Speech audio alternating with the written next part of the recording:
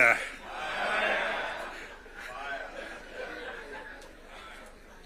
Mr. President, Deputy President, honorable members of Parliament, hamjambo. Hamjambo tena. Hey, I think I see almost a full house. Senators and members of the National Assembly. Thank you very much. I'm very happy to be here this morning to see you. I want to say that I'm charged, but I'm not scared.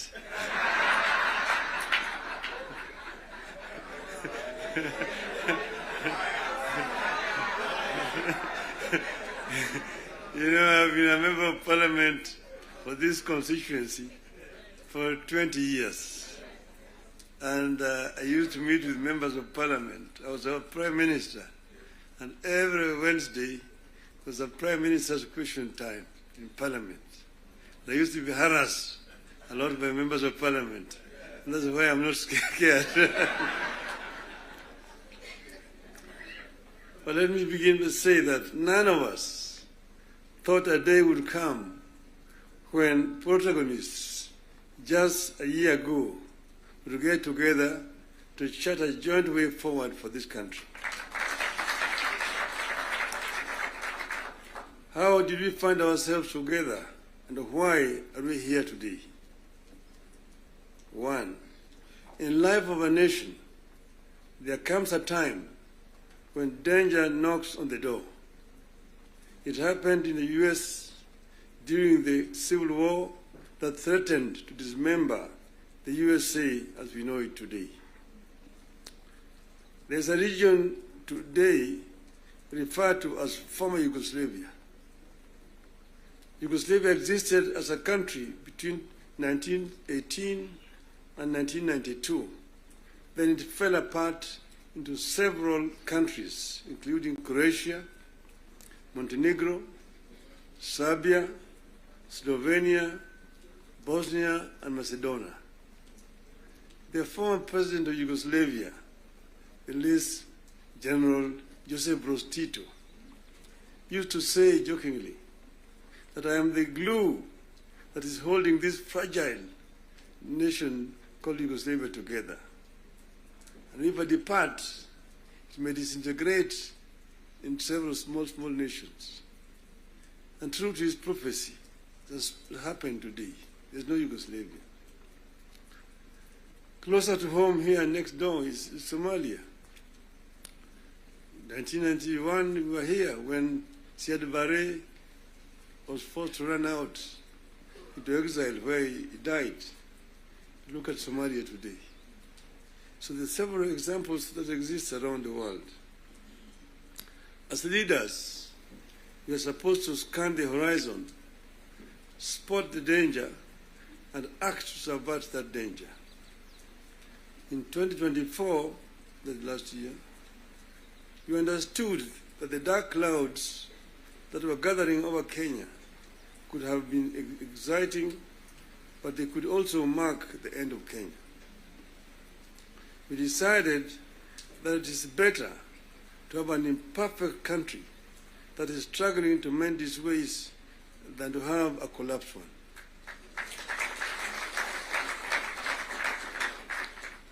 We came together to create an environment in which we can discuss our issues and differences as people of one nation.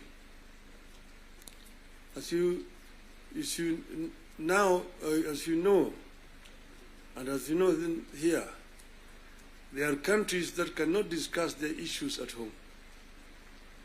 In my life, I've attended many meetings in London, Paris, Istanbul, Washington, name it, where African leaders are referred to foreign capitals from their own collapsing countries to discuss issues they cannot discuss at home.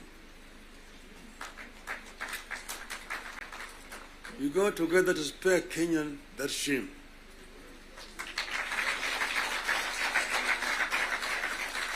Our object was and remains one, as one U.S. Senator called it, our country, our whole country, and nothing but our country. Having stabilized the nation, how have we performed in the intervening periods? How do we do better? How do we move forward in a way that respects the people of Kenya and that shows that we are alive to the circumstances that triggered our coming together and that we are acting on them? That is our object today.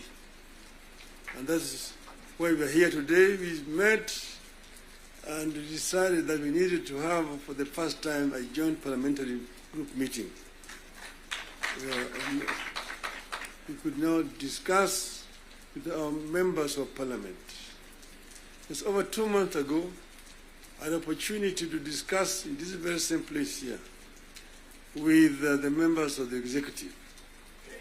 They came here and actually came with the blueprint of the performance, what they had done up to that time, and what they were intended to continue doing going forward. And I was very candid with them in my discussions with them. And I told them where I thought they were not doing right and what I thought they should be doing rightly. So as always, I'm always very candid indeed. Today, I'm meeting the members of the legislature. As you know, we have got 3 very important institutions: the executive, legislature, the judiciary.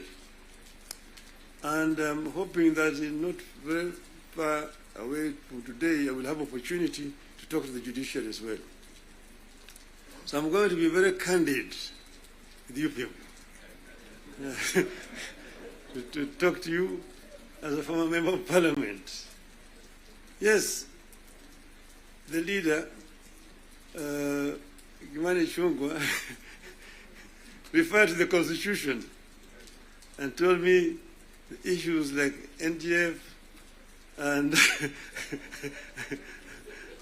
and Senate oversight in the counties is in the Constitution. I want him to cite to me the section of that Constitution that he's referring to. Because as you know, I was very involved with the Constitution, making Constitution of this country. And at another time, I would want to bring Professor Yashpal Gai, who was the leader of that Constitution making.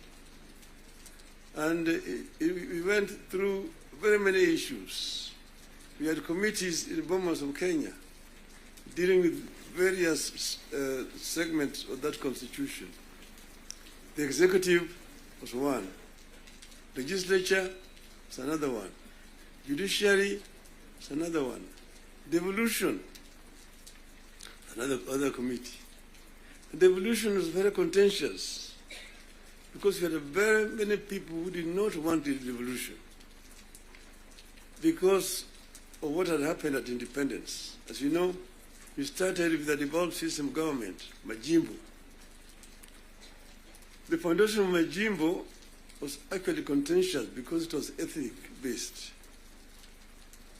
The colonialists and the settlers had actually instilled fear in the people that all the bigger communities, the bigger tribes at that time, the Luos and the Kikuyus, will lord it over the smaller tribes.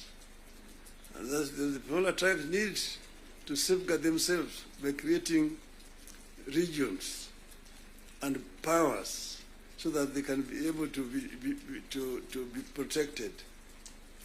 That was the basis of Majimbo.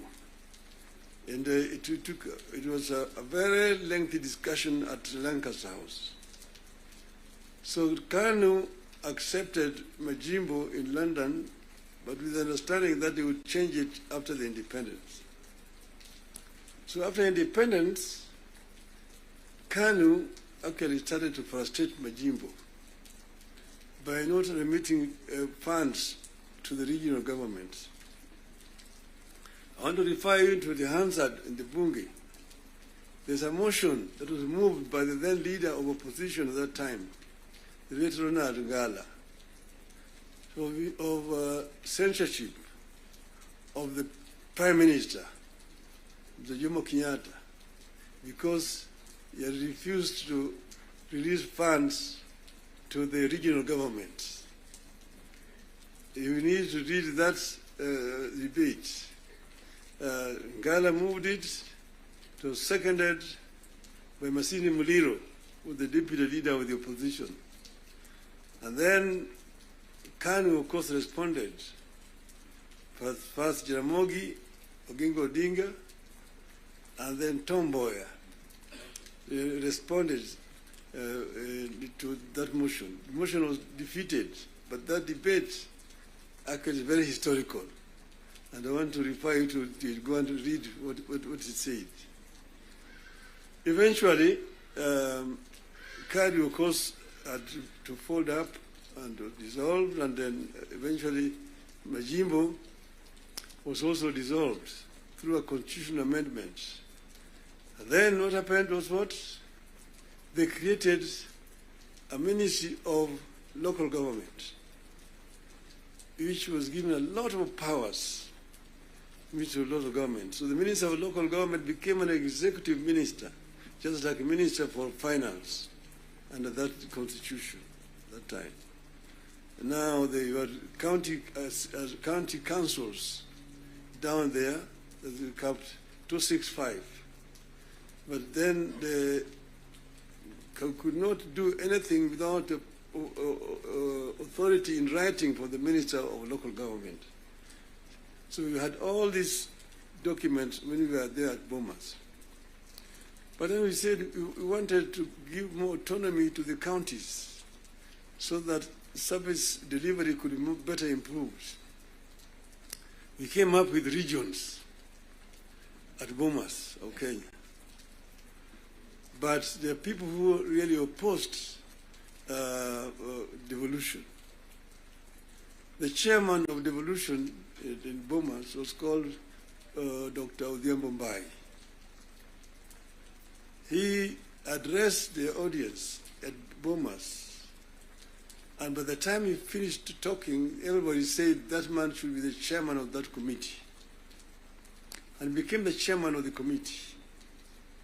And he conducted the matter so well and so effectively that he became a marked person. What did they do to him? In broad daylight, around 11 o'clock, on Ngong Road there, off Ngong Road, in his residence, they sent assassins. And in the presence of his children, they shot him and killed him. The assassins of Mumbai were arrested. Eventually, they were released. So I just want you to know that the revolution has got very many people and very powerful people in this country today. Then, after that, because you know that ODM is a product of constitution making.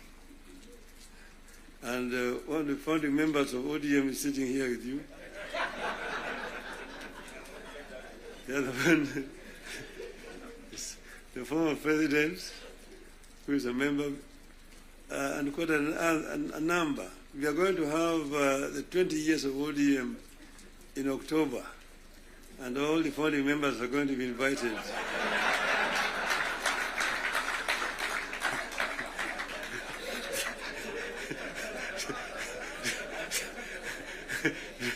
to come and attend.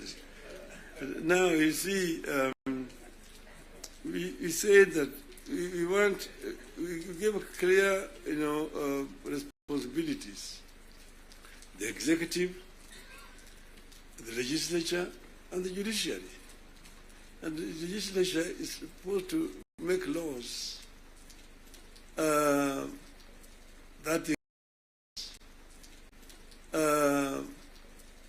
the executive uses to run the country. And the judiciary is then there to ensure that in implementation of these laws, the executive is not overreaching or violating the law of the Constitution. But then, so the work of Parliament is representation, legislation, and oversight. Very clear, it's written there in the Constitution. Very clear, it's written there in the Constitution. Parliament is not supposed to be implementing. Parliament is supposed to be oversighting. It's not oversighting. And secondly, there is only two levels of devolution. There's, national and one level, county. Constituency is not an element of devolution. Devolution remains at the county. Down there at the constituency, the county government does implementation of the projects. I'm saying, correct.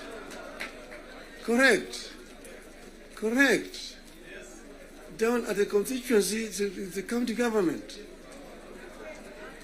By the national government is supposed to do national projects, and we go down there. And there are functions which are clearly been assigned. Functions which have been clearly been assigned to the national government. I will tell you, your legislatures, and a very famous English politician said that I may not agree with what you have to say, but I shall defend unto death your right to say it. So listen to me. Let me say it. And then you'll have a chance to come and respond. So I'm telling you, I know that sometimes the truth is very bitter. I was there, and we discussed with the Karue when he was moving around to bring the CDF. The CDF was brought because of circumstances that were prevailing at that time. In those days, with a centralized system of government, there were very little resources which are going down to the counties. And that's the reason why the Harambee became the major ways of mobilizing resources. Sometimes you find nearly 100 cards in your desk for Harambees here and there. Whenever the president moved around, we'll go around to counties, to the districts. And then we'll be addressing people. People will come up to tell them their problems. Mtukufu Rais, hapa kwetu barabara ni mbaya sana, haipitiki. Mvua ikinyesha kuna matope, barabara haipitiki. Mtukufu Rais, hapa kwetu shule yetu hapa, juzi mvua ilinyesha na upepo kaja katoa paa, watoto sasa wanasoma chini ya mti hapa. Mtukufu Rais, hapa kwetu hakuna maji. Mtukufu Rais, hatuna stima na kadhalika. When he stands to respond, to say, nyinyi mnasema barabara ni mbaya, mnasema hospitali hakuna dawa, mnasema upepo imechukua paa ya nyumba. Mjumbe wenu anafanya nini? Yeye anapiga tu kelele kule kwa bunge, anapiga tu kelele kwa bunge, hajali mambo ya maendeleo kwake.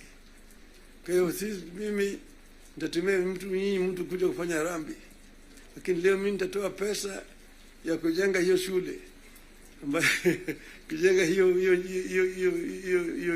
nyumba, nitatoa pesa na kadhalika. That was the end of it. So the MP was the one who was being blamed for the failure of the national government to do certain things in their constituency. And that's the reason why we came up with the idea of CDF. That was that time. Exactly, that was that time. But then the constituency is now falls under the devolved government, which is being led by the governors. So constituency is not a devolved unit. And members of parliament themselves should not be involved in development because they're supposed to be oversighting. They're supposed to be oversighting. If you have yourself being involved in construction of roads, building of schools, hospitals, who is going to oversight you?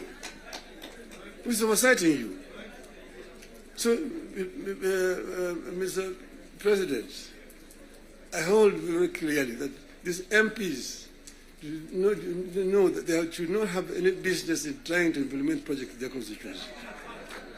Implementation of projects should be left to the county government. Secondly, the oversight, the national parliament oversight the national government, whether it is the National Assembly or the Senate. Oversighting of governance, the responsibility of MCAs, members of the county assembly, not the senators. It's not the responsibility of the Senate to oversight. Senate wasting time of governors to come and answer questions about roads in the counties. And thirdly, the issue of extortion. The issues of extortion. The issues of extortion. Majority Leader, you talked of, you did not talk of extortion, you talked of lobbying. Lobbying is okay.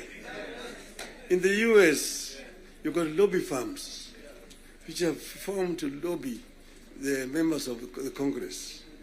They come to lobby, they're known, they're officially registered as lobbyists. They come to lobby the members of parliament. But lobbying is a different thing from extortion. From extortion. That you have a member, every committee has got a member who is how do you call him?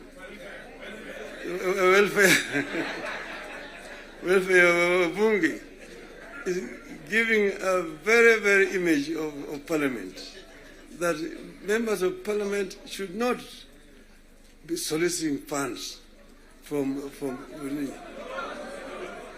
because you see, listen to me, you know, the environment that we are creating here in this country is very, very hostile to investments. Foreign investors who come to the country bring their resources in the country to invest it here. And when they bring their resources, when they find there's too much bureaucracy and there's too much extortion, they run away. Private capital is risk shy. Risk shy. And when, for example, somebody has come with his resources to start a project, and then you find somebody beginning to make noise that, oh, this project has not been approved. This project has not been approved. Or this project is being corruptly implemented. They run away. They run away. And delaying of the projects. And you find a situation where members of parliament inviting